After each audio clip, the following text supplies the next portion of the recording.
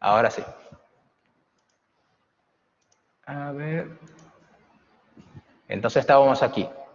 Lo que vamos a hacer aquí es derivar, bueno, solo para que se quede grabado, lo que estoy haciendo es ejercicio 6, y lo hice un poquito más al principio, un poco más de lo que se pedía, y he probado que realmente es una curva local. Ahora vamos a la parte del problema, que es la derivación implícita. Entonces tengo esa expresión por aquí, y la estoy derivando con respecto a x. Bueno, entonces como os he comentado, x a la quinta derivado respecto a x me sale 5x a la cuarta, y ahora voy a derivar ese producto que tengo aquí respecto a x. Entonces, la derivada de 4x con respecto a x es 4, y multiplico por la segunda, y de x al cubo. Ahora voy a derivar, ahora mantengo el 4x y voy a derivar y de x elevado al cubo. ¿Y cómo hago esa derivada? Bueno, aquí tengo la regla de la cadena. Tengo la composición de la función y de x con la función que eleva los números reales al cubo. Entonces voy a derivar esa expresión, me sale 3y de x al cuadrado, y por la regla de la cadena tengo que derivar la función que está dentro. Entonces me aparece la derivada de la función y, aquí me aparece un y' de x. Entonces ese 12 aparece porque ya tenía 4x, multiplico por el 3 que baja por aquí, me sale 12. Y por último tengo que derivar esa expresión 3y de x a la quinta. Otra vez, regla de la cadena, porque aquí estoy componiendo la función x al cubo con la función y de x. Entonces voy a derivar, me sale bajo el 5, por eso me aparece un 15 y de x a la cuarta, y ahora tengo que derivar lo que está aquí dentro, que es el y de x. Me aparece aquí un y'. Y con eso ya he derivado todo ese miembro. El otro miembro es una constante y la derivada sale 0. Entonces, con eso tengo lo que llamamos derivación implícita. Ahora, como yo quiero encontrar la recta tangente a la curva, y esto subí esa curva, bueno, localmente cerca del punto 1, 1, es la gráfica de una función de x, lo que quiero al final es primero necesito encontrar la pendiente. La pendiente va a ser la derivada de esa función, bueno, la y' de x en un punto. Entonces tengo que meter ahora el punto x de x aquí en esa expresión, y poner las cosas en orden para despejar el y de y'. Y ahora paramos, y después que he hablado un montón, vamos. ¿Bien? ¿Cómo lo vemos? ¿La cuenta? Vale, bueno, olvídate un poco de lo que tenemos en la primera parte, porque estoy aplicando el teorema de la función implícita, que no era lo que se pedía, ¿verdad? Eso era para practicar. El razonamiento aquí es, tenemos esa curva, tenemos esa expresión, esa ecuación que define una curva, porque, bueno, es el conjunto de los puntos en R2 para los cuales esa ecuación es verdadera. Entonces, eso, lo que hemos probado por el razonamiento que hicimos por el teorema de la función implícita es que es una curva, por lo menos localmente en un entorno de 1, 1. Y ahora lo que queremos es, mirando esa expresión, yo no tengo idea de cómo la cara que tiene, pero yo quiero mirar cómo puedo, en un entorno de 1, 1, verlo como una gráfica de una función de x.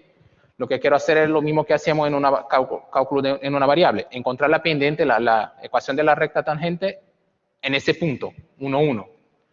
Entonces lo que vamos a hacer, pero para hacerlo tenemos que calcular la pendiente, y después, como ya sabemos el punto. Si tenemos una recta, sabemos su pendiente y sabemos un punto por lo cual pasa, tenemos la recta. Entonces, el punto es 1, 1. Ahora tenemos que encontrar la pendiente, el y' de x. Y para ello vamos a usar esa expresión que tenemos y esa cuenta que hicimos. Y ahora, una vez que tenemos esa expresión general, ahora vamos a meter el punto que nos interesa, que es el 1, 1. Sabemos que cuando x vale 1, y de 1 vale 1. Entonces, porque estamos en el punto 1, 1. Entonces, todo que está x, que es x por aquí, lo meto 1, y todo que es y de x, lo meto 1 también. Entonces, bueno, ¿qué es lo que hicimos aquí? Entonces, sustituyo todos los x por 1, y bueno, aquí me sale 5, como y de 1 vale 1, aquí me sale 1 al cubo, me sale 4, aquí 1 por 1 otra vez, y aquí y' de 1, x de 1 vale 1 otra vez, y aquí y' de 1.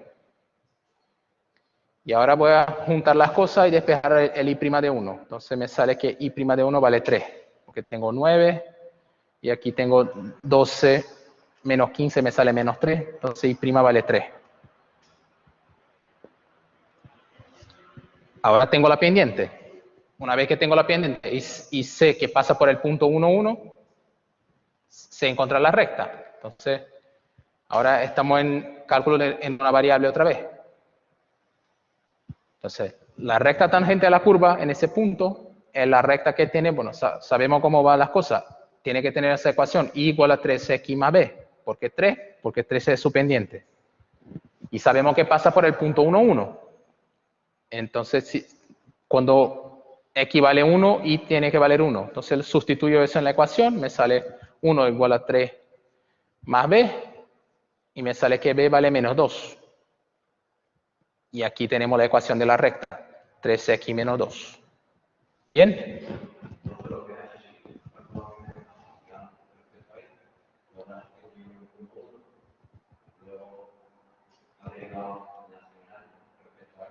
Sí, pero primero lo derivo, después lo sustituyo. Tengo que, para encontrar la expresión. La última cosa que hago es meter el punto. Primero encuentro una expresión general, que es lo que llamamos derivación implícita. Ese tipo de problema es el mismo problema que teníamos en ese problema 4, que nos pedía calcular el vector gradiente de una expresión.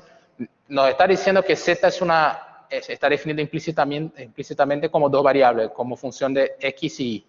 Entonces lo que va a hacer es lo que se llama derivar implícitamente. Derivo esa expresión con respecto a x, después la derivo con respecto a y, y tengo que tener cuidado porque tengo que meter la regla de la cadena, me va a aparecer porque z es una función de x y de y.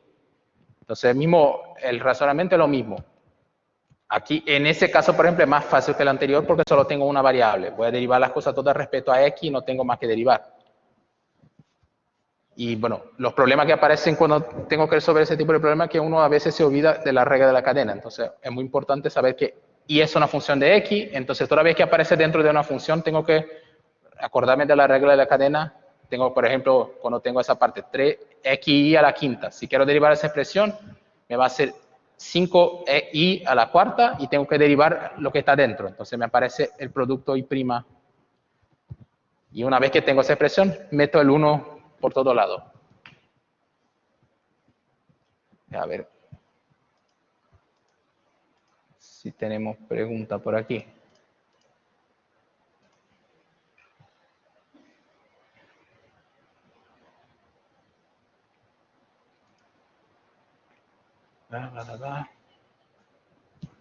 Bueno, José Antonio, al final el objetivo era ese, encontrar la ecuación de la recta tangente. Es uno de esos problemas que aparecen. Bueno, ni siempre la derivada implícita no va a ser la pendiente siempre. En ese caso sí, porque tenemos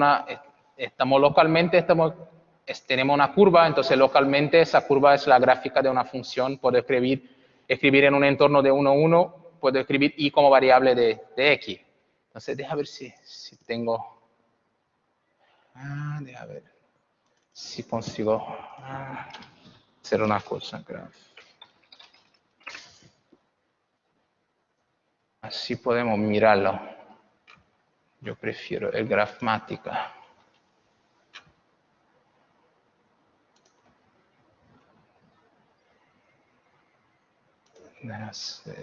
¿Dónde está?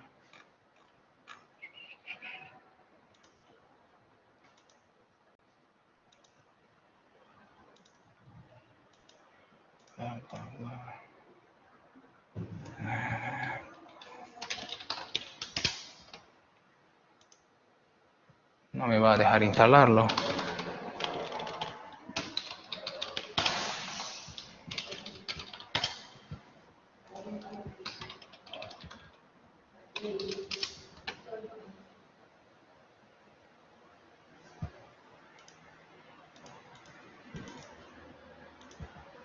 No me va a dejar instalarlo. Quería jugar con el Grafmática, pero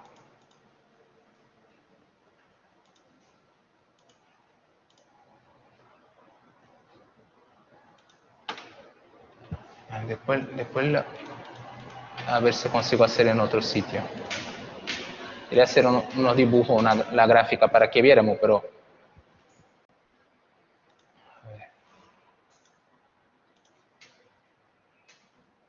ver si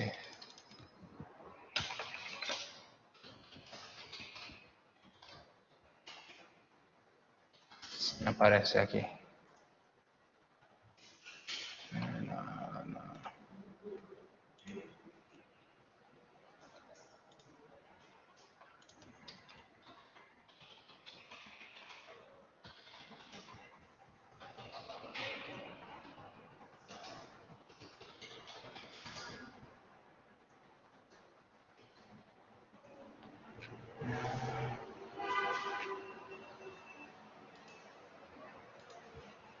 A ver si funciona lo que tengo instalado por aquí.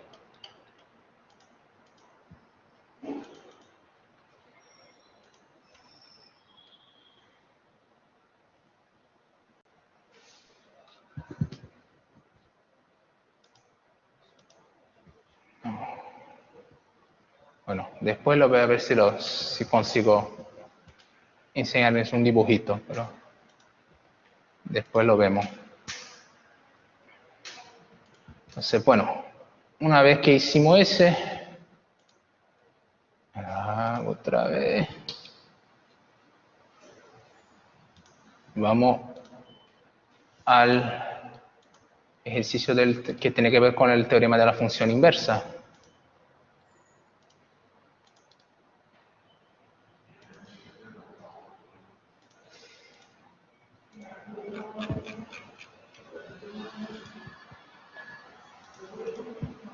Compartir aplicación.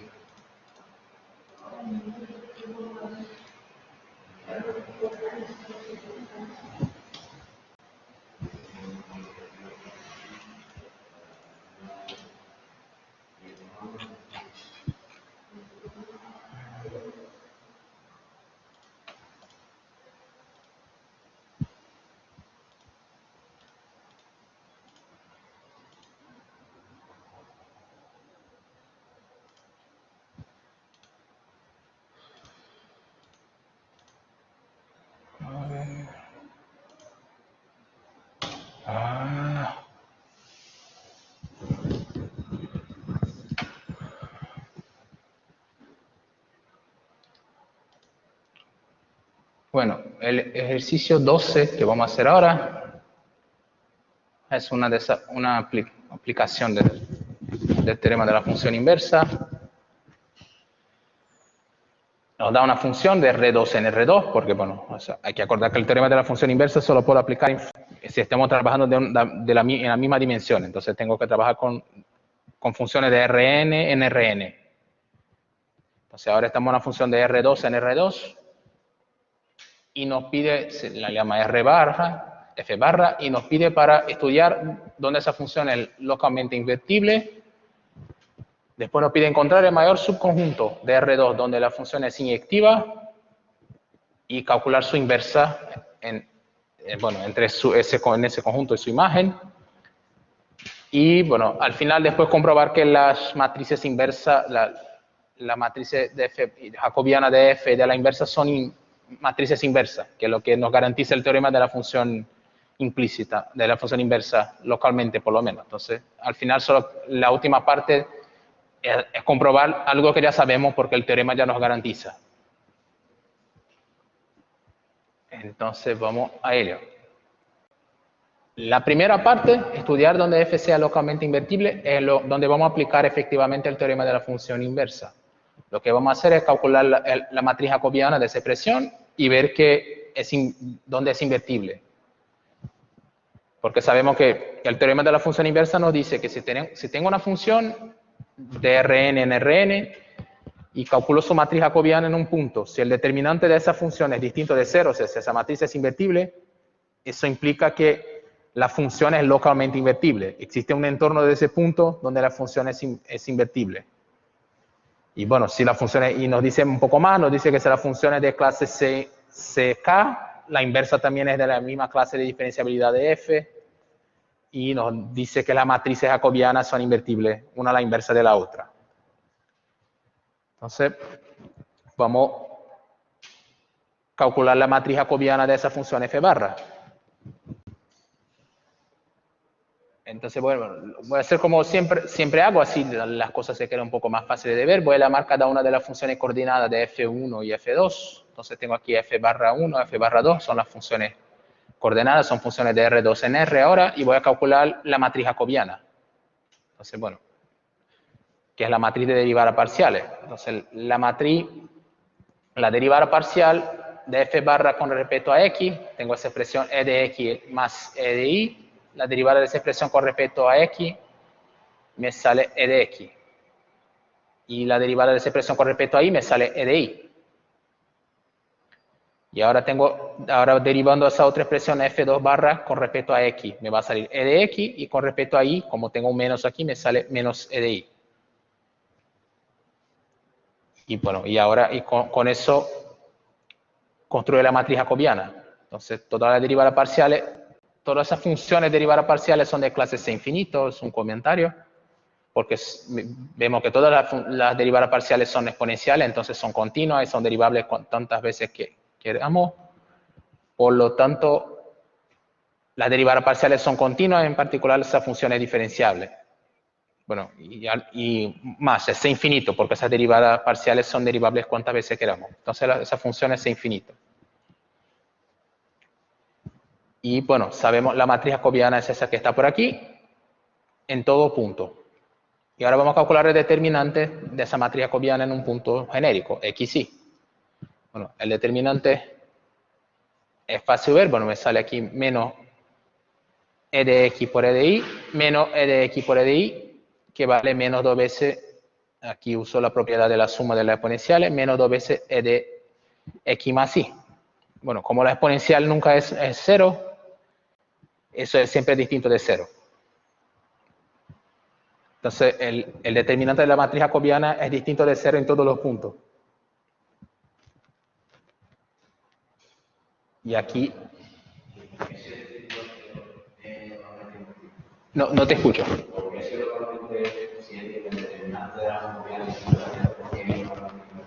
Bueno, ese es el teorema de la función inversa. Para probar el teorema de la función inversa, te cuesta bastante. Sí, depende. La prueba suele utilizar un teorema que se llama teorema de punto fijo.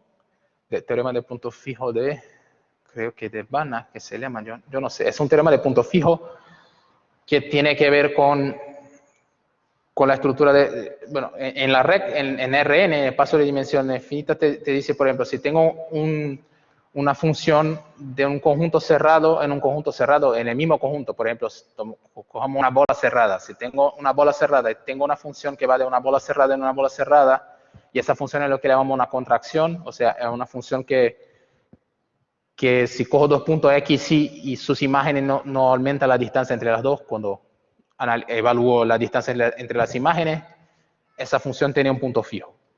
Y ese es el teorema clave que uno usa para probar ese teorema de la función inversa. Pero no es una prueba sencilla. La gente que hace, en la mayoría de los sitios, cuando uno estudia el máster, en la parte de análisis, hay dos teoremas clave que uno estudia las demostraciones y que te cuesta un montón de tiempo para construir. El teorema de la función implícita y el teorema de la función inversa. Uno depende del otro. Hay que elegir cuál prueba va a ser complicada. Si decide por probar el teorema de la función inversa primero, que es lo que se suele hacer, el teorema de la función implícita es una consecuencia del teorema de la función inversa. Y entonces sale fácil. Uno sale del otro bien fácil. Pero al revés, puede probar primero el teorema de la función implícita y después probar el teorema de la función inversa. En algún sitio tendrá trabajo. Lo que se suele hacer normalmente es probar el teorema de la función inversa y después trabajar con probar el de la función implícita, que sale más fácil. Pero la prueba que se usa tiene que ver con ese teorema del punto fijo. Bueno, hay que trabajar con un punto fijo, hay que trabajar con ese teorema del punto fijo para contracciones, entonces hay que estudiar un poco de qué son contracciones. Y ese teorema de punto fijo no es un teorema que se aplica, que es restricto a Rn, entonces se puede ver en espacios más generales, es un teorema que su forma más general va de un espacio métrico completo, tiene que ser una contracción de un espacio métrico completo en el propio espacio. Y entonces, ¿vosotros habéis visto lo que es una asociación de Cauchy? Sí, entonces, bueno, un espacio métrico completo. Un espacio métrico completo es un espacio donde todas las sucesiones de Cauchy son convergentes.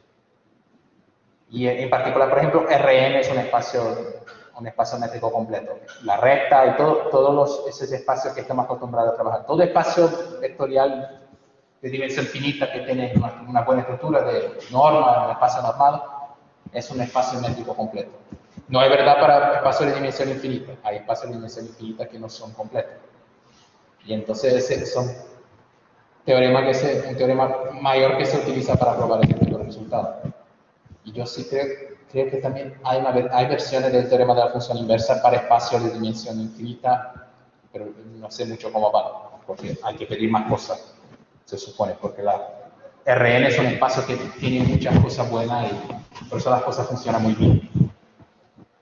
Pero bueno, lo que se sabe, el enunciado del teorema de la función inversa es entonces, si la derivada en un punto es invertible, garantizo que tiene inversa local, por lo menos localmente. Si quiero ver global, tengo que estudiar más la función y ver cómo va.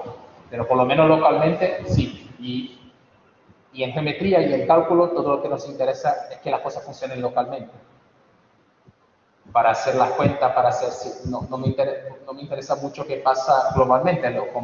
Tengo, por ejemplo, la fórmula del polinomio de Taylor, esas cosas son todas definidas localmente. Necesito que funcione en un entorno de un punto porque muchas veces lo que quiero es tomar límites, calcular derivadas, y los límites poco importa lo que pasa muy lejos de un punto, solo me interesa qué pasa en un entorno muy cerca del punto. Entonces, para esas cosas localmente es suficiente. Bien. Vale.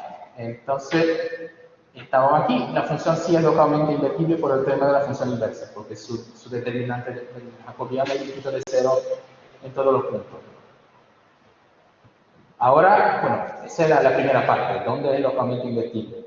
Es localmente invertible en toda recta. En cada punto de R2 yo puedo invertir la función localmente. Ahora, el segundo problema ya no tiene tanto que ver con el teorema de la función inversa. Es el segundo, que encontrar el mayor subconjunto de R2 donde f barra sea inyectiva es un problema que tiene que ver esencialmente con teoría de los conjuntos, con funciones, como lo que tengo que ver es cuando la función es inyectiva. Entonces, lo que tengo que aplicar es la definición de inyectividad, que no tiene nada que ver con cálculo, no tiene nada que ver, es una definición que tiene que ver con funciones y teoría de los conjuntos. Entonces, ¿cómo veo que una función es inyectiva? Lo tengo que ver, para que una función sea inyectiva, tengo que coger dos puntos, y sí, dos puntos que tienen la misma imagen tiene que ser el mismo punto. Esa es una función que inyectiva. Si tiene dos puntos distintos con la misma imagen, no es inyectiva. Por ejemplo, x cuadrado, si mi dominio es toda la recta, no es inyectiva porque, por ejemplo, menos 1 y 1 tiene la misma imagen. Ya la función, por ejemplo, x al cubo, sí es inyectiva. Entonces, lo que vamos a ver es que esa función, nos vamos a ver ahora el mayor dominio donde es inyectiva, el mayor subconjunto donde puedo, de alrededor, donde si hago la restricción de la función a ese conjunto, la función sale inyectiva. Vamos a ver que es todo R2 al final. Entonces yo cojo dos puntos, x y x' y prima en R2, que tienen la misma imagen. Y bueno, lo que voy a ver es que al final tiene que ser el mismo punto. Entonces cojo dos puntos que tienen la misma imagen. Pero si tiene la misma imagen, porque mi función es esa función. La primera coordenada es e elevado a x más e elevado a y, y la segunda e elevado a x menos e elevado a y. Entonces cojo esas dos y voy a comparar la primera coordenada de f de x y con la primera coordenada de x' y la segunda coordenada. Bueno, ahora hacer cuenta. Lo que puedo hacer aquí, una forma de hacerlo, bueno, si sumo las dos expresiones, ese elevado a y con ese elevado a y se cancela, me quedo con 2 elevado a x y aquí me sale 2 elevado a x', que es lo que tengo aquí. Y bueno, puedo cancelar las dos, y ahora me acuerdo que en la recta que la función exponencial sí es inyectiva en la recta. Entonces, e elevado a x igual a e elevado a x', eso implica aquí x igual a x'.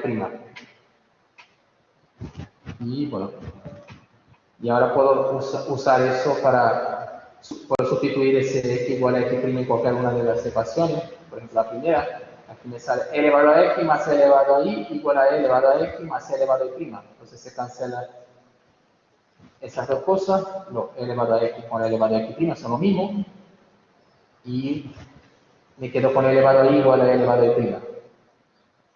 Y otra vez, por la inequidad de la exponencial, me sale que y igual a y'. Y al final, los dos puntos son lo mismo. Por lo tanto, esa función f barra es inequívoca en toda la recta. Cualquier dos puntos que yo coja que tienen la misma imagen tiene que ser el mismo punto. Entonces, al final, lo que me piden es encontrar el mayor subconjunto de R2 donde la función es inequívoca, el mayor subconjunto es todo R2. Bien, a ver si tengo preguntas por aquí. ¿Alguna pregunta ahí por ahí de vosotros online?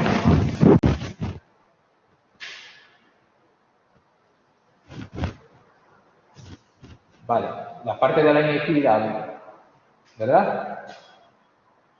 Vale. Entonces, vamos. Lo que queremos es ver cuándo una función es inequívoca.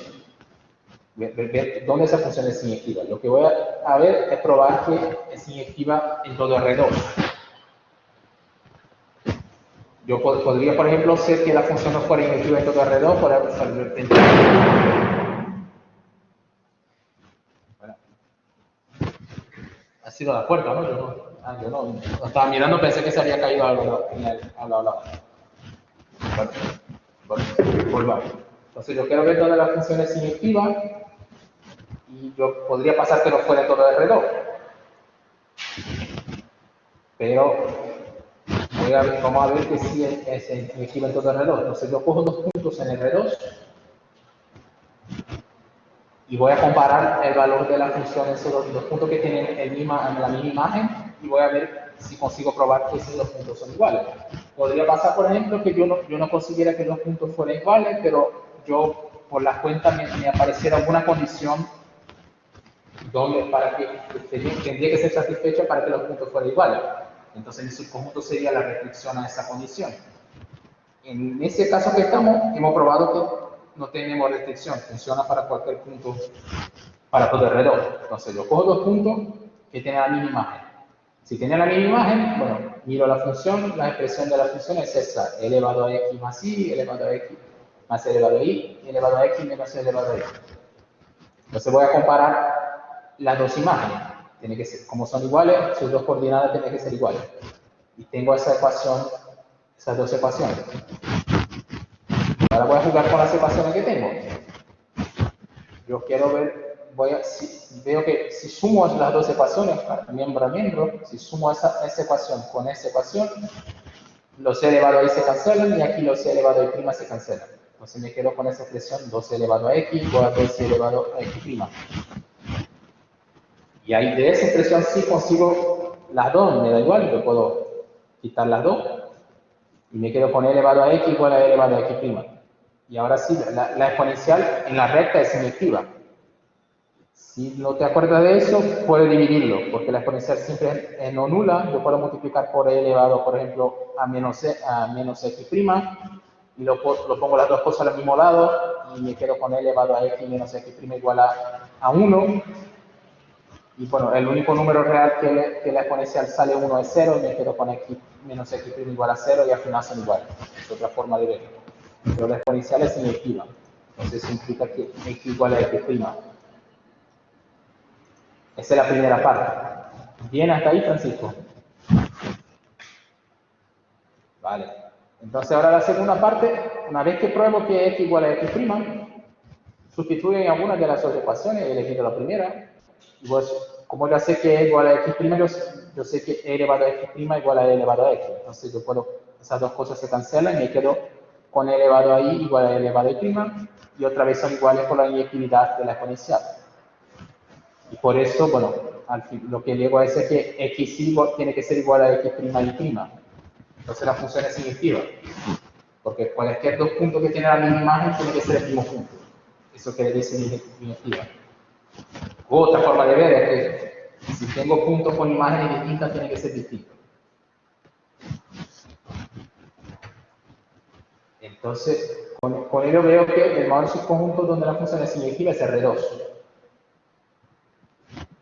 Y lo que me pide, el problema me pide más, el apartado B me pide encontrar ese mayor subconjunto y encontrar la inversa. Aquí tenemos un poco un abuso de notación. Vosotros habéis visto que en cálculo lo que se llama inversa, esa cosa de cálculo función inversa, lo que llamamos la inversa es cuando trabajo con una función restricta a su imagen. Porque si hago la función restricta a su imagen, yo puedo, y la función es inyectiva, yo puedo, al final esa restricción es sobreyectiva y puedo hablar en inversa. Pero estrictamente, matemáticamente hablando estrictamente, la función solo tiene inversa si es inyectiva. Pues en ese caso estamos trabajando con la restricción de la función a su imagen y el contradominio tiene que ser la imagen. No es nada que nos haga daño. Entonces, lo que quiero para calcular la inversa tiene que salir de algún sitio en la imagen, se va a salir de la imagen y volver al dominio. El dominio lo tenemos que todo R2. Entonces, lo que tenemos para poder calcular la inversa es calcular la imagen. Tenemos que saber de dónde sale esa función. A ver, una cosa, voy a quitar eso y voy a la pizarra.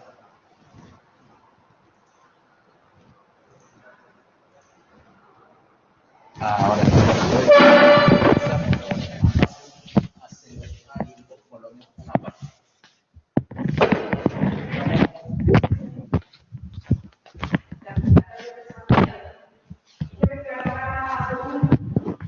¿Sí? No, yo creo que siempre se aparece.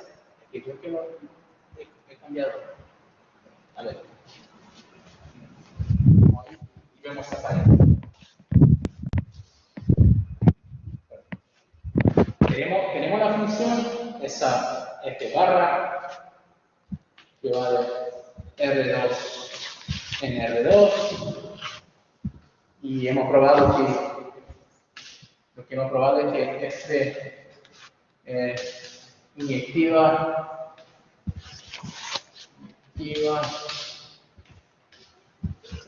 en R2, en todo R2.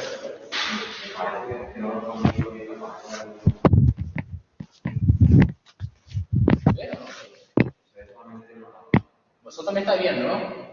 En la pizarra.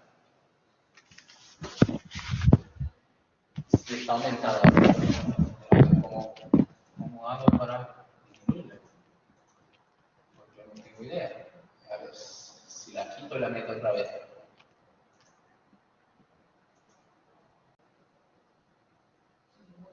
A ver, si la cambia, seguramente.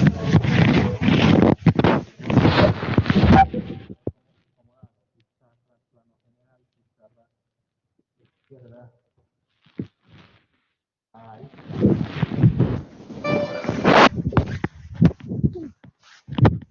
Entonces, la F se escribe en el R2. Entonces, lo que se escribe ahora, lo que queremos es calcular lo que vamos a llamar la inversa, y esa función va de la imagen, vamos a llamar R, el rango de F, de la imagen de F, en R2. Y lo que queremos es calcular el rango de F. F barra. F barra tiene esa expresión. E elevado a X más E elevado a Y. E elevado a X menos E elevado a Y. Y entonces lo que queremos es, para calcular la inversa, hay que saber quién es la imagen. Si no sabemos la imagen, no podemos calcular las funciones. Necesitamos saber quién es el dominio. Entonces, bueno.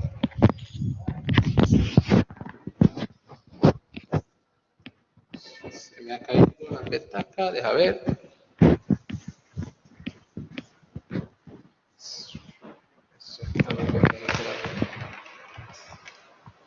Y se está pegado por aquí, supongo yo. Y ahora me falta la plumita blanca. Vosotros que estáis ahí me escuchan, ¿verdad? Vale, porque se me ha desmontado el micrófono. Aquí está. Vale. Entonces, bueno, la función tiene esa expresión. Entonces yo tengo que encontrar su imagen. O sea, quiero encontrar los puntos de R, todos los puntos de R2 que son imagen de alguien. No es un problema tan inmediato. Lo único, por ejemplo, una cosa que se ve automático, si vamos a calcular la imagen de la función, aquí está. Ese va a ser el conjunto imagen, el RDF barra. Una cosa que se ve automático es que la coordenada primera de la imagen, de todos los puntos de la imagen, tiene que ser positiva, porque e elevado a x más e elevado a y es siempre positivo. Entonces, ya sabemos que la imagen está toda contenida en esa parte del plano, no puede estar por aquí. Tiene que estar toda contenida aquí en el primer cuadrante y en el cuarto cuadrante. Por el hecho de que eso que está aquí es siempre positivo. Entonces tenemos que estudiar y ver cuáles son los otros puntos para los cuales, que son siempre imagen de alguien. Entonces ya sabemos que estamos por aquí, en esa parte del plano. Y ahora voy a volver a la presentación, porque ya hice las cuentas, ya tengo todo hecho allí, para probar que al final nuestro conjunto va a ser un cono. Y al final va a ser algo así, infinito. Entonces vamos porque yo hice las cuentas allí, y después si me hace falta vuelvo para acá.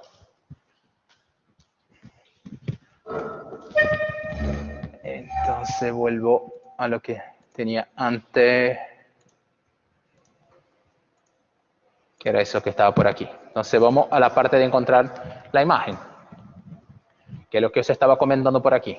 Que para encontrar la imagen, para encontrar la inversa, tengo que conocer el conjunto imagen. Entonces lo que voy a hacer es, cojo un punto arbitrario que está en la imagen.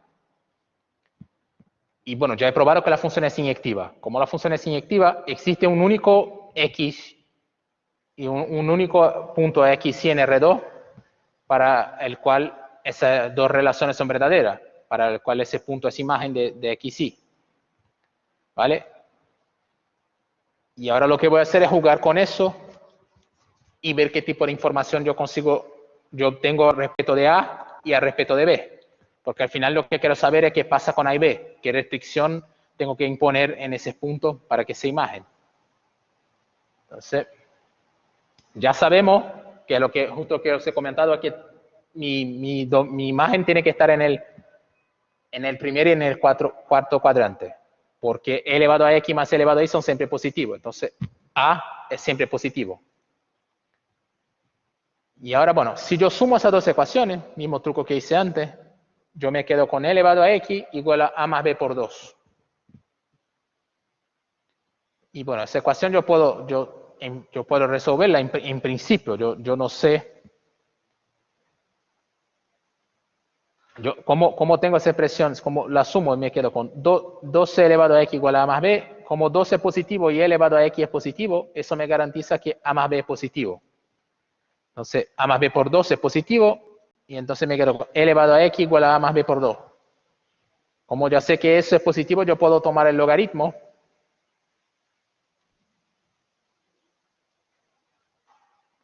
Y bueno, encuentro x. X vale el logaritmo de a más b por 2.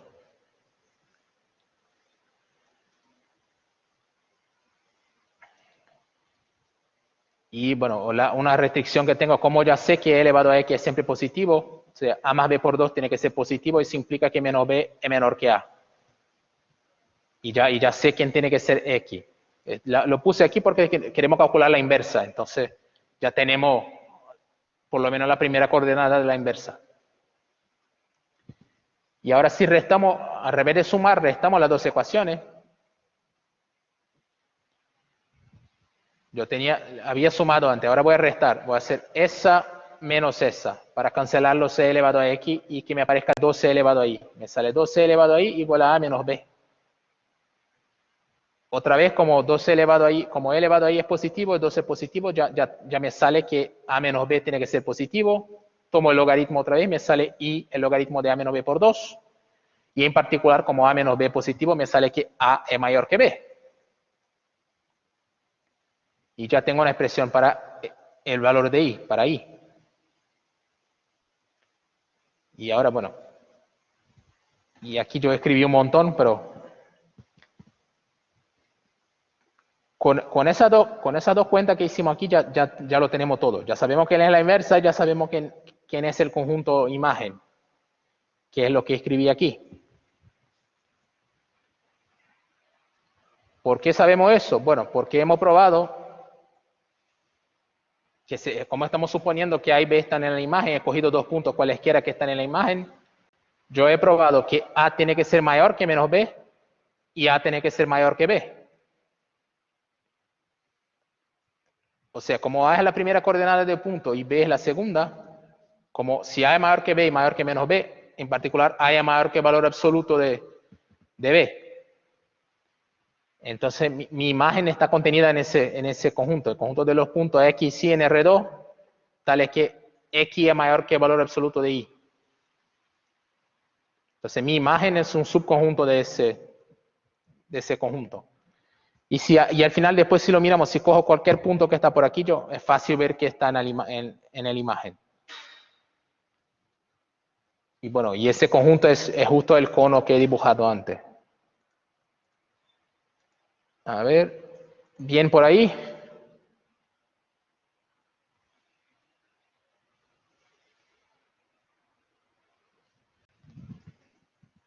¿Vosotros dos bien? Esa parte, bueno, esa parte no tiene tanto que ver con cálculo, es cosa de conjuntos. Entonces, bueno, la imagen de la función es ese cono. Y bueno, por lo que tengo aquí también la imagen, la función que voy a llamar g, que va de la imagen hacia R2, tiene esa expresión, g de xy igual al logaritmo. Y aquí, bueno, he cambiado las letras xy, bueno, podría haberlo dejado a y b, pero creo que se entiende. Ahora estoy cogiendo puntos en R de f, dos puntos que también es un subconjunto de R2, pero estoy cogiendo xy que están en R de f y aplicando el logaritmo de x más y por 2 y el logaritmo de x menos y por 2. Esa es la función inversa.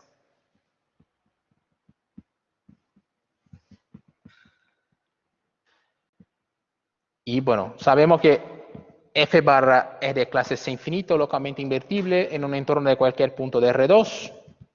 Eso me garantiza también que la inversa sí es invertible, es C infinito y es localmente invertible. Bueno, ya sabemos que es localmente invertible porque es la inversa. Entonces el f barra a menos 1 también es C infinito. Ahora vamos a calcular la matriz jacobiana de esa expresión. Bueno, es fácil calcularla, solo lo que tengo que hacer es derivar esas expresiones que tengo aquí. Entonces, bueno, es lo que me pide, ese es el último paso, comprobar que los jacobianos de las funciones son efectivamente inversas. Entonces, dado x y en R2, si ponemos otra vez AB como la imagen de f barra y x, de f barra por xy, el jacobiano de la inversa va a tener esa cara. ¿Por qué? Bueno, ¿quién es la inversa? La inversa es esa expresión. Derivo esa expresión respecto a x, me sale primero, por la regla de la cadena, me sale 1 dividido por 2 por x más 2 por y, que sale 2 por x más y, multiplicado por la derivada de lo que está aquí dentro respecto a x, que es un medio. Entonces me sale 1 por x más y. Y si derivo esa expresión respecto a y, me sale otra vez lo mismo. Aquí si derivo esa expresión respecto a x, me sale 1 por x menos y, y respecto a y me sale, como tengo un menos, me sale menos 1 por x menos y, que es lo que tengo por aquí. Y aquí por eso se cambia b menos a, porque era menos a menos b. Entonces esa es la expresión en ese punto AB. Pero como ya sabemos que AB tiene esa cara, es igual a e elevado a x más e elevado a y, e elevado a menos x, e elevado a menos y. Puedo sustituir aquí abajo a más b. Lo sumo, aquí eso vale a y eso vale b. Si sumo me sale 12 elevado a x, aquí me sale 12 elevado a x, 12 elevado a y y menos 12 elevado a y.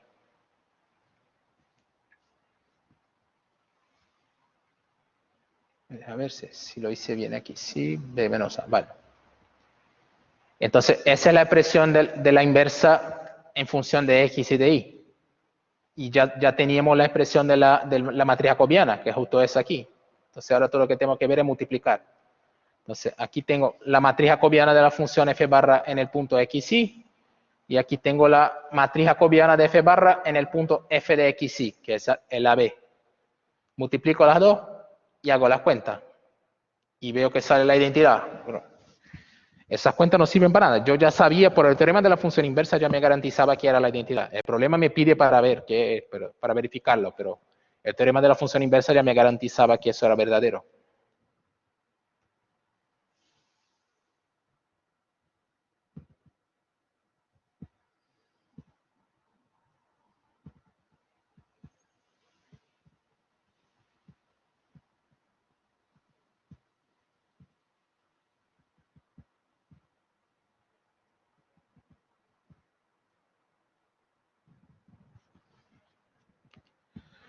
Bien, es un problema pesado.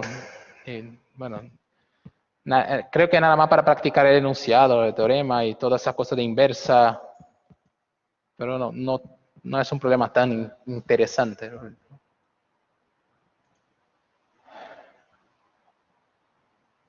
Entonces vamos a nuestros últimos problemas, que son 4, entonces en realidad no es el último, son varios.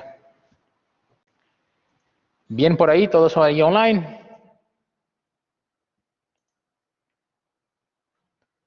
Entonces, bueno, vamos al próximo problema. Y bueno, ese problema es de eso que ahora que vosotros habéis visto, creo que antes de los multiplicadores de Lagrange, habéis visto la matriz hessiana y cómo encontrar los puntos extremos relativos. Habéis visto todo eso, ¿no? Entonces, ese problema solo tiene que ver con eso. Entonces, a ver, y bueno, que vosotros prestéis bastante atención a ver si no he cagado ninguna de las cuentas, porque son muchas cuentas. Entonces vosotros me decís si encuentran algún error por ahí. Entonces, el problema, el enunciado es muy sencillo, calcula los extremos relativos de las funciones. Y bueno, antes de empezar, miremos que todas las funciones no están definidas en ningún subconjunto raro de R2. Todas están definidas en todo R2. Todas son polinomios. La A, la B y la D son polinomios y la Z no es un polinomio, pero es un producto de un polinomio por la exponencial. Entonces, todas son funciones de clase C infinito. Puedo derivarlas cuantas veces yo quiero. Entonces, no tengo problema con ello, no tengo que preocuparme con dominio ni nada. Entonces, bueno, calcular los extremos relativos, la primera cosa que tengo que hacer es encontrar los puntos críticos, porque son funciones definidas en R2, en todo R2, es un abierto gigante, todo conjunto. Entonces, y son funciones como son C infinito, son todas diferenciables. Yo sé que si tengo un extremo relativo, tiene que ser un punto crítico. Entonces, primero voy a encontrar todos los puntos críticos, y una vez que los encuentre, voy a utilizar el test de la matriz hessiana para evaluar los puntos y ver si son puntos de Cilia o puntos de máximo o mínimo local, si son efectivamente extremos o si son solo puntos de Cilia. ¿Vale? Entonces, vamos a ello. Entonces, la primera, nada muy complicado, calculo su gradiente para encontrar los puntos críticos. Bueno, que en ese gradiente voy a derivar esa expresión con respecto a x. Me sale 2x, aquí tengo 2x, aquí tengo 2x multiplicado por y, y ese ahí desaparece. Entonces al final me quedo con 2x y 2x más y, me quedo con eso, 2x que multiplica 1 más y. Y ahora voy a derivar esa expresión con respecto a y. Esa x cuadrada desaparece y me quedo con x cuadrado más 2y. Y ahora voy a encontrar cuando esa expresión es 0, cuando ese vector es 0. Entonces tengo que resolver esa ese sistema no lineal.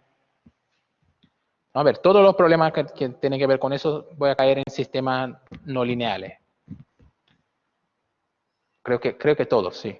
Entonces me quedo aquí con esa expresión que, bueno, no sé por qué, ya debería de haberlo dejado ya factorado, sale más fácil, porque, bueno, esa expresión vale 0 si solo si x es 0 o y igual a menos 1, que es lo que tengo aquí. Y bueno, si x vale 0, como quiero buscar los puntos críticos, tengo que buscar cuándo vale 0. Entonces, esa expresión va a ser 0 si solo si una de esas dos cosas pasa. Entonces, voy a estudiar qué pasa en cada caso. Si x vale 0, si sustituyen la expresión de abajo, x cuadrado va a ser 0 cuadrado más 2 igual a 0 y tiene que ser 0. Entonces, si x vale 0, el único punto crítico va a ser con coordenada 0, en la coordenada x igual a 0, va a ser el 0, 0. Y por otro lado, si y vale menos 1, voy a sustituirlo aquí otra vez en la ecuación de abajo, me va a salir x cuadrado menos 2 igual a 0. Bueno, x cuadrado menos 2 igual a 0 es una función cuadrática, va a ser que x va a ser menos raíz de 2 o raíz de 2. Entonces, con eso ya tengo los otros puntos críticos que van a ser el menos raíz de 2 menos 1, raíz de 2 menos 1. Y esos son los 3 puntos críticos de la función. ¿Hasta ahí bien? A ver cómo vamos. ¿Me dice truco para resolver ese problema por ahí? Bueno, el truco es repetirlo 500 veces, porque cada ecuación no lineal no hay truco, porque cada ecuación no lineal es una cosa que va a su rollo. El truco es resolverla unas 500 para que te acostumbres al procedimiento y bueno, y te recomiendo que si sabes un poco si sabes manejar un poco el matemática resuelve esas ecuaciones para que puedas comprobar que las cuentas también. Hoy mismo, porque yo nunca había resuelto un conjunto tan grande. Yo estaba preparando la próxima clase, que son los multiplicadores de Lagrange, y había un problema que tenía un sistema de ecuación no lineal con 5 variables. Y yo quería, va a ser el último problema de la próxima clase, y yo quería ver si no había cagado las cuentas. Entonces lo metí, he buscado en Google cómo resolver un sistema de ese, porque yo nunca lo había hecho en matemática. Bueno, se hace, el código es una línea. Mete el sistema allí y ya te da las soluciones y todo bien y consigue hacer todo. Por eso en matemática es fantástico. Entonces, si no sabe manejarlo, da igual. Busca en Google, quiero hacerlo, quiero hacer tal cosa. Alguien sabrá hacerlo y te va a decir cómo. En particular, para resolver sistemas en matemática, la función que se utiliza es una función que se llama solve. Esa es la función solve. Entonces, con esa función resuelve ecuaciones. La sintaxis no es muy complicada, hay que acordarse que tiene que usar el doble signo S de igual. Va a escribir cada una de las ecuaciones y bueno, no es muy difícil. Entonces, bueno, volvemos aquí. Ya la primera parte del problema la hicimos, calculamos los puntos críticos. Ahora que tenemos los puntos críticos, son los únicos puntos, es una función que está definida en todo R2, entonces esos son los únicos vectores en R2 para los cuales el gradiente es 0. Ahora vamos a ver qué tipo de puntos son, porque nos pide extremo relativo. Entonces vamos a ver si son de máximo, de mínimos o punto de Cila. Entonces para ello vamos a calcular la matriz hessiana. Y vais a ver que en todos los problemas yo quise escribirla para que vosotros os acordéis de qué es. La matriz hessiana es la matriz de la derivada mixta, la derivada doble, derivo 2 veces. Y vas a ver, y bueno, en nuestro caso, como nuestras funciones son C infinito, la matriz hessiana es simétrica. O sea, eso que está aquí es igual a eso que está aquí. O sea, yo podría haberlo puesto aquí derivada respecto a X, derivada respecto a Y, y aquí también respecto a X, respecto a Y. Pero en general, la matriz hessiana tiene esta cara. Esas dos cosas ni siempre son iguales. Son iguales si la función es de clase C2. En nuestro caso, todas nuestras funciones son de clase C infinito. entonces todas esas expresiones, las derivadas mixtas, todas son iguales, ¿vale? Pero por eso lo puse con la cara que está, pero la matriz hessiana en nuestro problema siempre serán simétricas, entonces esas dos cosas siempre serán iguales. Entonces vamos a calcular la hessiana. Una vez que yo tengo el gradiente, ¿cómo calculo la matriz hessiana? Bueno, voy a derivar esa primera expresión, voy a derivar ese vector, la derivada parcial, primero respecto a x, después respecto a y voy a hacer lo mismo con la derivada parcial respecto a y. La voy a derivar respecto a x y después respecto a y. Entonces me va a aparecer aquí. Entonces, derivando esa expresión con respecto a x, que es esa misma expresión que sale aquí, me sale 2 más 2y, que es lo que tengo por aquí. Y ahora derivando esa misma expresión con respecto a y, ese 2x desaparece y me sale 2x. Entonces me sale eso.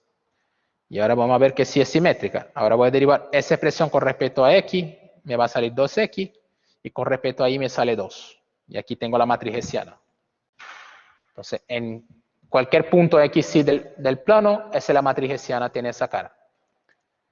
Y ahora voy a meter los puntos que me interesan, los puntos críticos que he calculado. ¿Y cuáles son los puntos? Bueno, el 0, 0, el menos raíz de 2 menos 1 y el raíz de 2 menos 1. Entonces lo voy a meter por aquí. Meto ese punto por aquí. El 0, 0 es fácil porque, bueno, me quedo con 2, 0, 0, 2. El menos raíz de 2 menos 1 me da esa matriz por aquí. Deja ver, sí. Porque cuando meto el menos 1 aquí me sale 0. Aquí menos 2 raíz de 2. Menos 2 raíz de 2 y 2. Y por fin meto el raíz de 2 menos 1 y me quedo con 0, 2 raíz de 2, 2 raíz de 2. Y ahora tengo que mirar a cada una de esas matrices y ver, bueno, a ver, para facilitar la vida, al revés de decir la forma cuadrática que corresponde a la matriz, decimos la matriz. Entonces, una matriz, a veces se dice, si tengo una matriz cuadrada simétrica, se dice que la matriz es definida positiva o indefinida o lo que sea, si la forma cuadrática correspondiente lo es.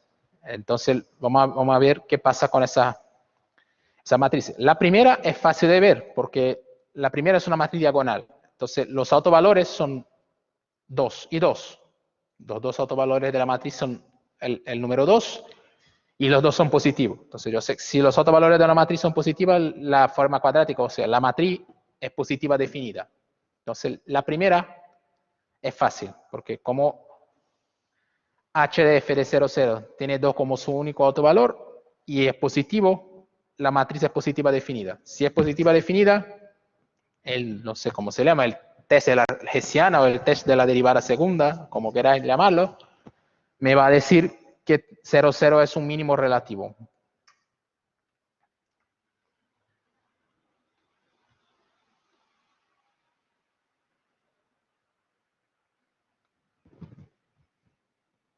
A ver. Vale, Manuel, dime. Acabo de ver que tenía una pregunta. Dime, Manuel.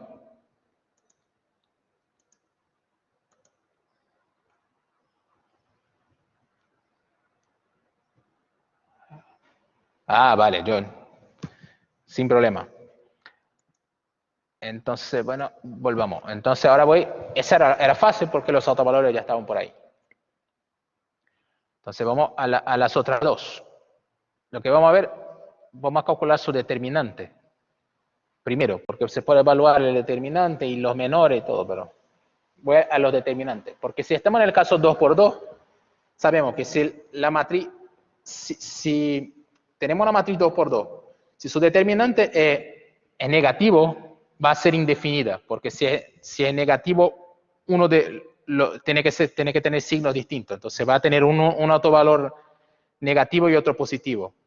Entonces, y el determinante es el determinante de una matriz es el producto de sus autovalores. Entonces, si tengo una matriz 2 por 2 que su determinante es negativo, va a ser indefinida. Entonces, ¿qué es lo que tengo aquí? El determinante de esas dos matrices es lo mismo, es menos 8. ¿Por qué menos 8? Porque aquí tengo 0 por 2 menos y aquí me sale 4 por raíz de 2 al cuadrado, que es 2. Y aquí lo mismo. Entonces, vale, el determinante de esas dos matrices es menos 8.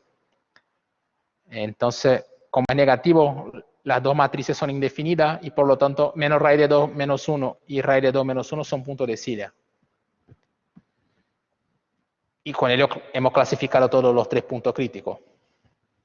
Y el único extremo relativo de F es el 0, 0, que es un punto de mínimo relativo.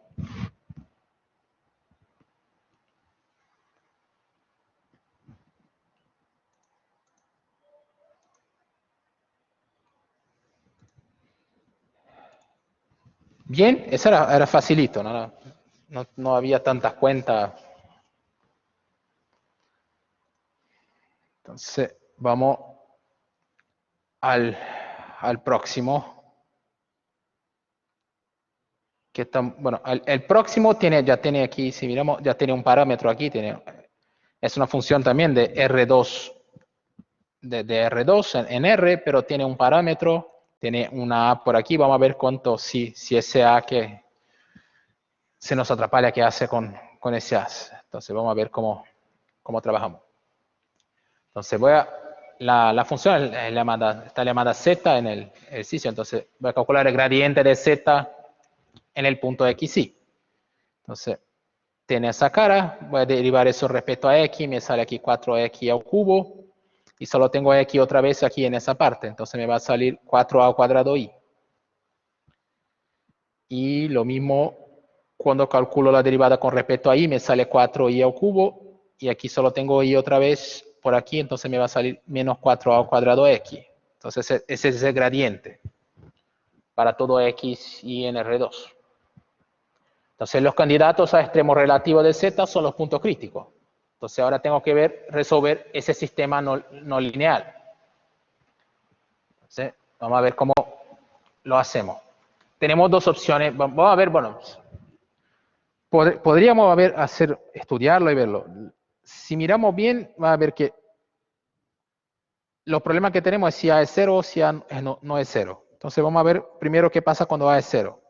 Cuando A es 0, las cuentas son muy fáciles, porque cuando A es 0, me quedo con 4x al cubo igual a 0 y 4y al cubo igual a 0. Entonces, xy tiene que ser los dos 0 y 0, 0 es el único punto crítico. Y bueno, además de eso es fácil, cuando A es 0, esas dos cosas son 0, entonces la función va a ser x a la cuarta más y a la cuarta, que es una función que es siempre positiva, es siempre mayor o igual a 0, es siempre no negativa. Y bueno, si es no negativa, 0, 0, y cuando meto 0, 0 veo que vale 0. Entonces 0 es un mínimo, y además de ser un mínimo, es un mínimo absoluto, un mínimo global. Entonces, ¿qué es lo que escribí por aquí? Entonces, si A vale 0, 0, 0, además de ser el único punto crítico, es un punto de mínimo absoluto. Y no tengo que hacer ni test ni nada, porque es una función fácil de evaluar, x a la cuarta más y a la cuarta. Entonces ahora vamos a ver el caso cuando A es distinto de 0. ¿Qué pasa ahí?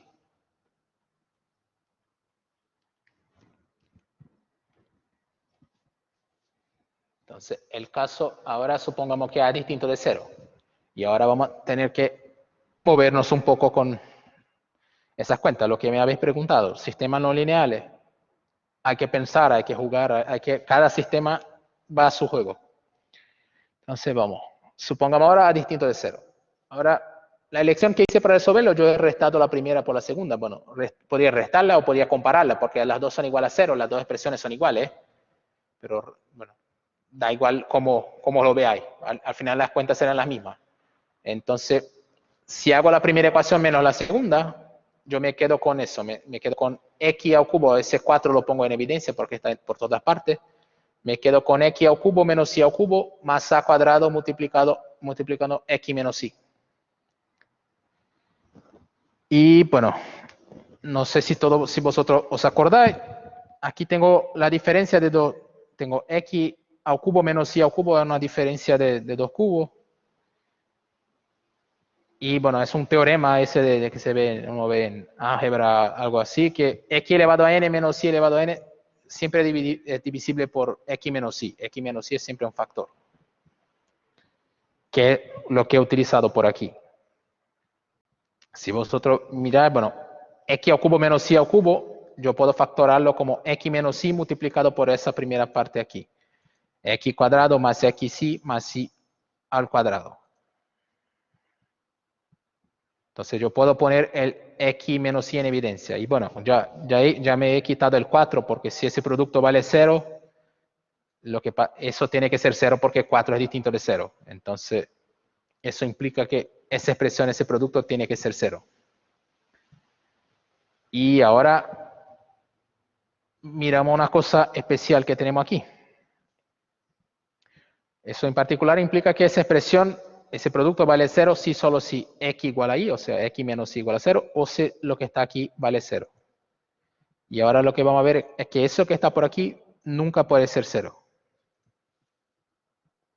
Bueno, no es muy difícil. Es uno de aquellos trucos que vosotros hacéis para integrales con fracciones parciales, cuando tengo que completar cuadrados. ¿Vale? Entonces, lo que miro esa expresión por aquí y tiene esa cara. Pero esa expresión que está por aquí es, de alguna forma, hay un cuadrado escondido por aquí, porque aquí tengo x cuadrado, y cuadrado, y aquí tengo un producto xy. Si hubiera, por ejemplo, un 2 por aquí, era fácil. Sabía que era x más y al cuadrado, pero no tengo 2 por aquí. Pero tengo xy. Entonces, si tengo xy, el 2 que estaba por aquí tiene que haber sido cancelado por alguna otra cosa.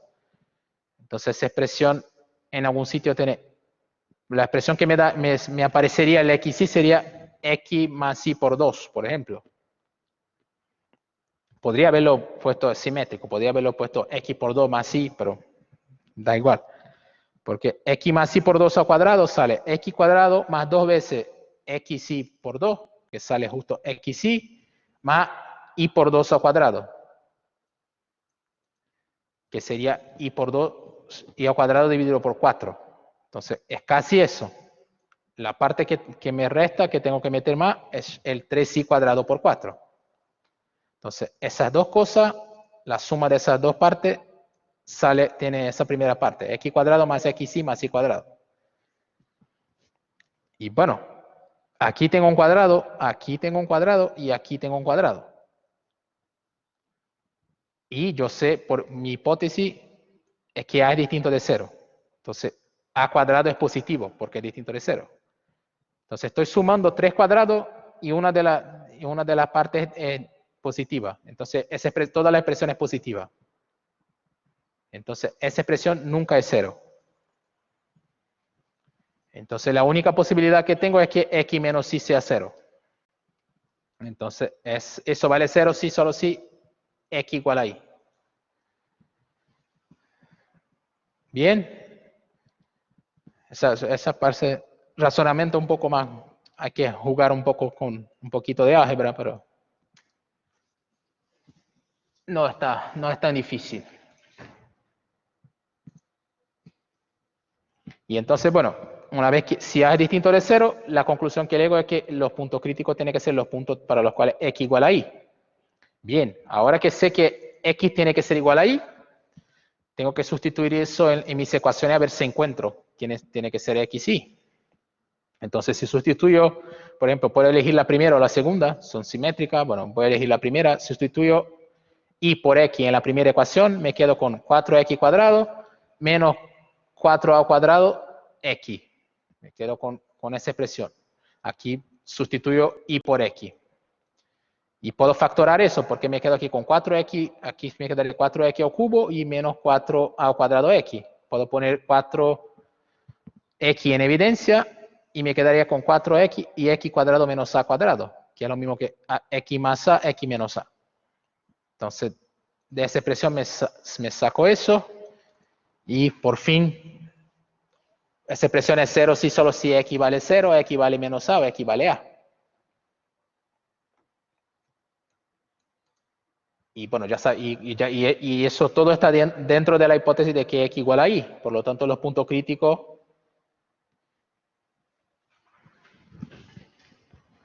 No sé, esa parte aquí no no hace ningún sentido. Esas tres líneas son inútiles, porque yo ya sabía que X tiene que ser igual a Y. Entonces, cuando X vale 0, Y tiene que ser 0. Cuando X vale menos A, Y tiene que ser menos A. Cuando X vale A, tiene que ser A. Entonces, esas tres líneas son totalmente inútiles. Después las voy a quitar, porque ya sabíamos que X era igual a Y. Entonces, los puntos críticos tienen que ser 0, 0, menos A y A con A. Y ahora, otra vez, voy a calcular la matriz hessiana. Entonces, la matriz hessiana, voy a mirar el gradiente aquí. Y voy a derivar otra vez cada uno de esos componentes con respecto a X y respecto a Y. Entonces, derivo esa expresión respecto a X, me sale 12X cuadrado. Respecto a Y, me va a salir menos 4A cuadrado, que es lo que tengo por aquí. Ahora, como tiene que ser simétrica, ya sé que la otra parte, la derivada de eso respecto a X, me va a salir menos 4A cuadrado. Y respecto a Y, me sale 12Y cuadrado. Entonces, aquí tenemos la matriz hessiana. Tiene esa cara. Y ahora tengo que meter los puntos a ver qué pasa con cada uno de los puntos. Entonces, la matriz hessiana en el punto 0, 0 vale 0, 0 menos 4A cuadrado menos 4A cuadrado. Y en los puntos menos A y A va a ser la misma matriz, porque aquí tengo un montón de cuadrados. Y ahora hacer cuenta, va a calcular estudiar el determinante, por ejemplo, el determinante de la primera, de la matriz hessiana en el punto 0, 0, vale menos 16A cuadrado. A la cuarta. Bueno, y eso es negativo porque estoy suponiendo, estoy en la hipótesis de que A es positivo, entonces es indefinida, 0, 0 es punto de Cilia. Y ahora voy a ver qué pasa con la otra matriz. Aquí, déjame ver, bueno, aquí voy a usar aquello de ver qué pasa con el primer subdeterminante y el determinante todo. Entonces, bueno, la matriz, el 12A cuadrado es mayor que 0, y el determinante de toda la matriz me sale aquí 144 a la cuarta menos 16 a la cuarta, que sale 128 a la cuarta. Entonces, esos dos son positivos. Entonces, sigue que esa matriz, las dos matrices son positivas definidas, son la misma. Y por lo tanto, los puntos son puntos de mínimo relativo. Y por fin, los extremos relativos son solo esos dos, menos A y A, porque 0 es un punto de Cilia. Y ya estamos con ese. Entonces, otra vez, el proceso es siempre lo mismo. Calculo el gradiente, encuentro los puntos críticos, con ese punto voy a calcular la matriz hessiana en ese punto y voy a evaluarlo y ver qué son. Si son de máximo, de mínimo, punto de Cilia. Bueno, eso sí puedo, porque a veces la matriz hessiana me es útil cuando es indefinida o positiva o cuando es negativa. Si no es ninguno, tengo que intentar ver por el problema.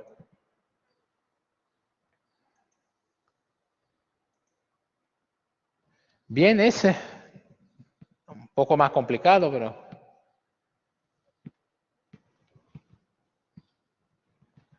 ¿Cómo lo veis?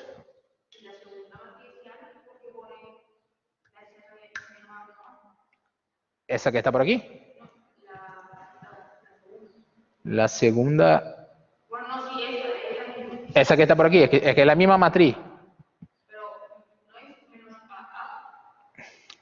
Sí, aquí menos A y A, porque las dos son iguales. Son la misma matriz. Porque cuando meto menos A aquí, como tengo cuadrado y tengo cuadrado, me sale A cuadrado al final. Por eso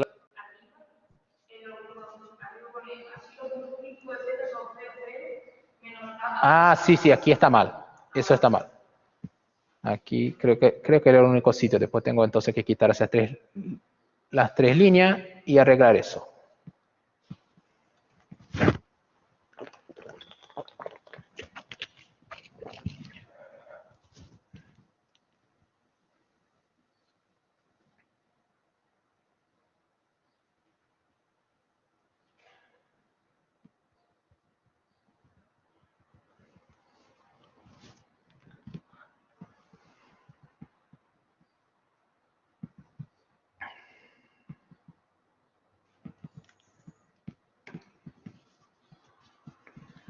Y bueno, esa era la parte 2. Y aquí también está, aquí hay que arreglar que aquí es un menos A también, aquí abajo.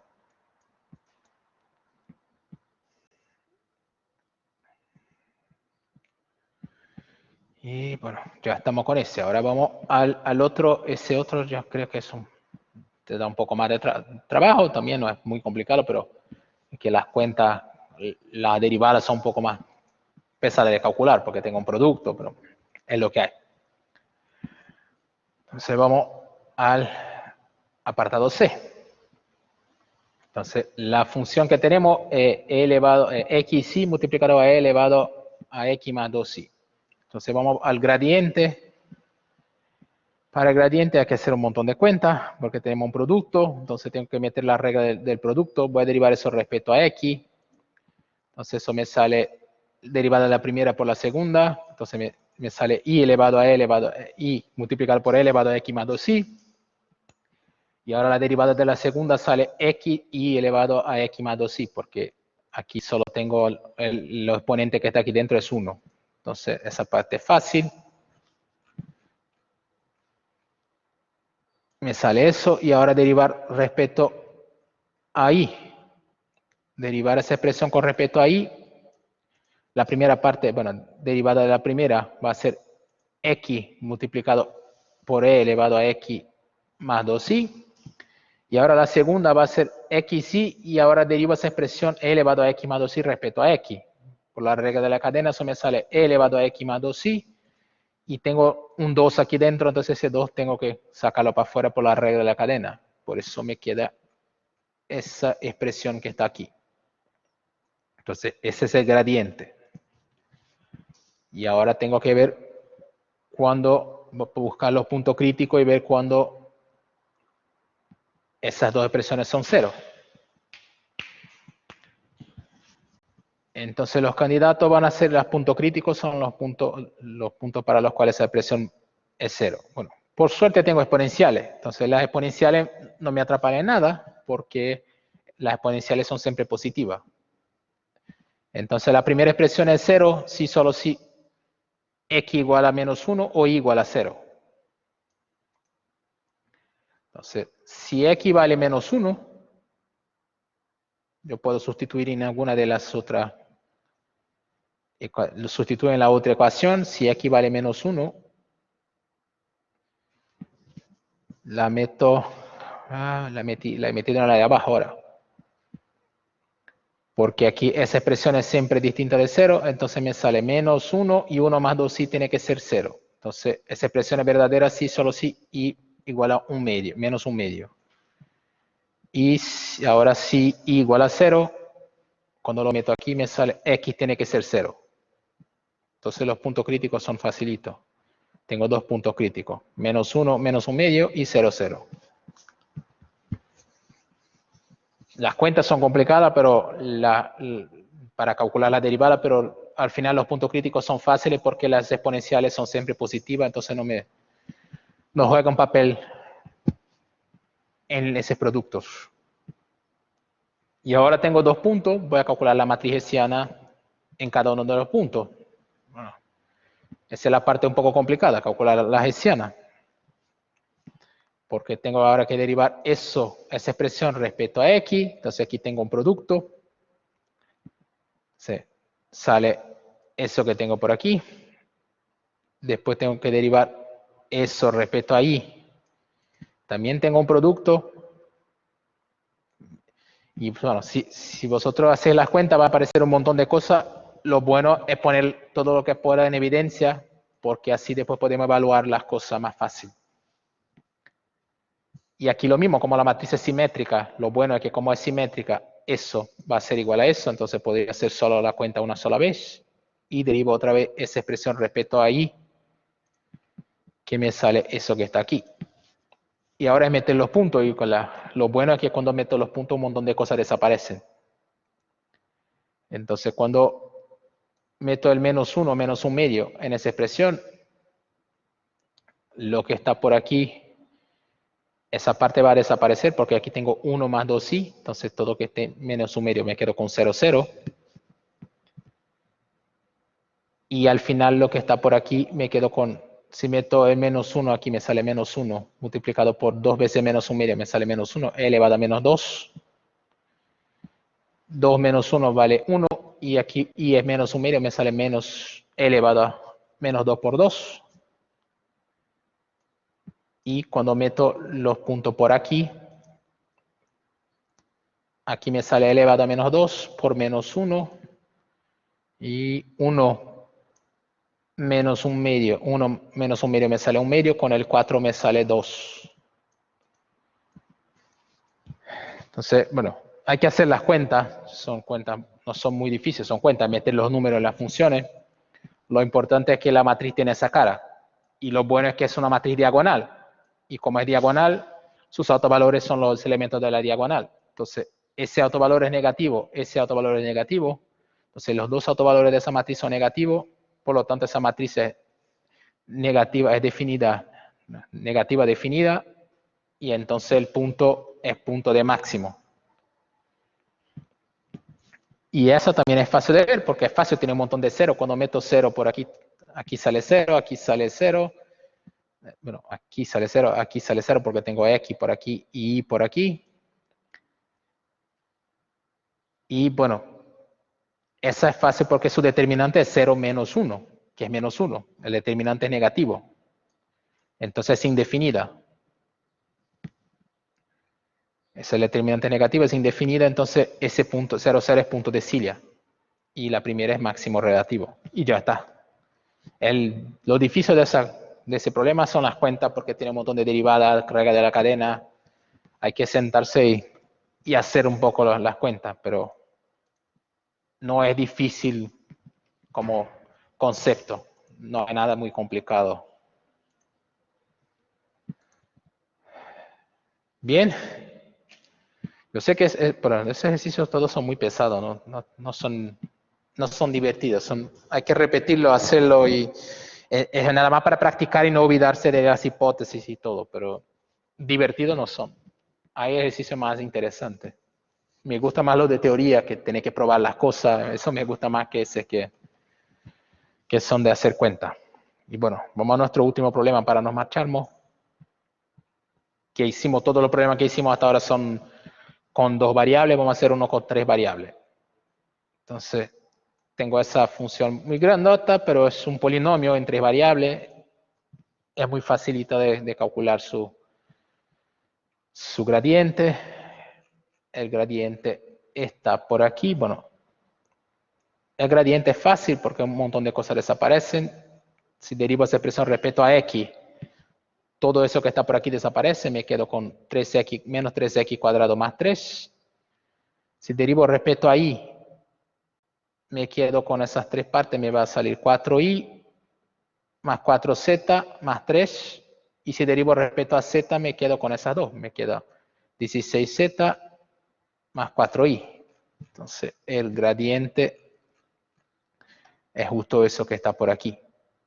Y por lo menos las cuentas aquí son fáciles de resolver, muy fáciles, para encontrar los puntos críticos.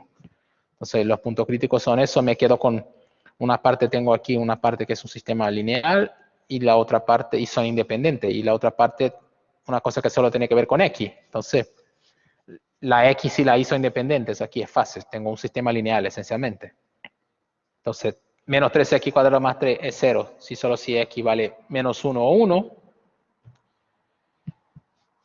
Y ahora tengo ese sistema lineal. Puedo resolverlo de la forma que os dé la gana. Yo prefiero, bueno, sumar. Como aquí tengo 4y, aquí tengo 4y, es más fácil restar las ecuaciones y ya sale directamente, porque hago esa menos esa, me sale, a ver cuál que hice, si esa menos esa, las 4y se cancelan, me quedo con menos 12z igual a 3. Igual a menos 3, sí, 12z igual a 3 y z igual a un cuarto. Y ahora lo sustituyo por aquí y me sale y igual a menos 1. Entonces mis candidatos a puntos críticos van a ser el menos 1 y el menos 1 un cuarto y el 1 menos 1 un cuarto. Solo tengo 2 puntos críticos. Y ahora la matriz hessiana. Voy a usar la matriz hessiana para evaluar todo ello. Entonces, esa es la matriz hessiana 3×3. Ahora tengo un montón más de derivadas. Atento que otra vez, aquí tengo que arreglarlo. Aquí falta una variable, falta una z por aquí. Pero atención que como es una función c infinito, es simétrica. Entonces, eso que está por aquí es igual a eso que está por aquí. S es igual a S. Y S es igual a S. Entonces, las cuentas son fáciles porque voy a derivar eso respecto a X, me sale 6X y respecto a Y, Z vale 0. Derivo eso respecto a X, me sale 0, respecto a Y me sale 4 y respecto a Z me sale 4. Eso que está por aquí respecto a X me sale 0, respecto a Y me sale 4 y respecto a Z me sale 16. Entonces es una matriz casi constante. Lo único que tengo de número es el variable, es el menos 6 aquí, menos 6X. Entonces, ahora evaluar esa matriz en cada uno de los puntos. Entonces, en el punto menos 1, un cuarto, lo meto, solo tengo que meter un menos 1 por aquí, me sale 6, eso que es esa expresión. Y por otro lado, cuando es en el 1 menos 1 cuarto, me sale un menos 6 por aquí. Entonces, y aquí yo quise hacer una cosa distinta. Yo podría hacer lo mismo de antes, calcular los determinantes y todo, pero como en ninguno de los ejercicios trabajamos con la forma cuadrática, yo quise trabajar con la forma cuadrática aquí para verla jugar y en algún problema. Entonces lo que hice aquí era calcular la forma cuadrática correspondiente a cada una de esas matrices. Entonces la primera matriz, la forma cuadrática correspondiente a la matriz es esa forma. Entonces voy a multiplicar ese vector x y z por la matriz y por x y z. Y me quedo con esa expresión, me quedo con 6x cuadrado más 4y cuadrado más 8z más 16z cuadrado. Y bueno, si lo miro es una suma de cuadrados. Porque tengo aquí un cuadrado, y puedo despejar aquí un 4z cuadrado aquí y puedo escribir eso como cuadrado. Entonces, esa forma cuadrática es una suma de cuadrados. O sea, va a ser siempre positiva si no estoy en el 0, 0, 0. Entonces esa matriz es definida positiva. Y aquí está mal porque aquí tiene que ser un mínimo. Porque si la matriz es... Aquí tenía, lo tacho aquí, después lo arreglo. Aquí tiene que ser mínimo porque la matriz es positiva definida. Entonces el punto es de mínimo relativo. Entonces hay que cambiar ese máximo por mínimo.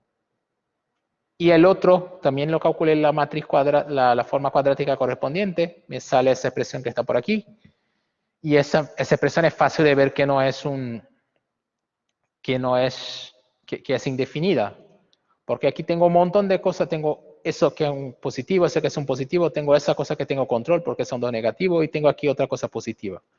Entonces, por ejemplo, si pongo y z como 0, esas cosas desaparecen y me sale aquí un menos 6. Y ahora es fácil encontrar otros números y pongo ahora x como 0 para que desaparezca eso y pongo un número solo positivo por aquí y eso sale positivo. Por ejemplo, 28. Entonces tiene un valor negativo y otro positivo. Entonces es indefinida. Entonces ese punto es un punto de Cilia. Y aquí tengo que arreglar otra vez que es un mínimo, que era lo que obtenemos aquí. Tiene que ser mínimo. Y ya lo tenemos. Y otra vez repetición. Calcular el gradiente, encontrar los puntos críticos, calcular la hessiana, meter en la hessiana y hago las cuentas. Y bueno, si tengo suerte, las matrices van a ser indefinidas o positiva o negativa. Y bueno, ya estamos por hoy. Un montón de ejercicio pesado que no muy divertido.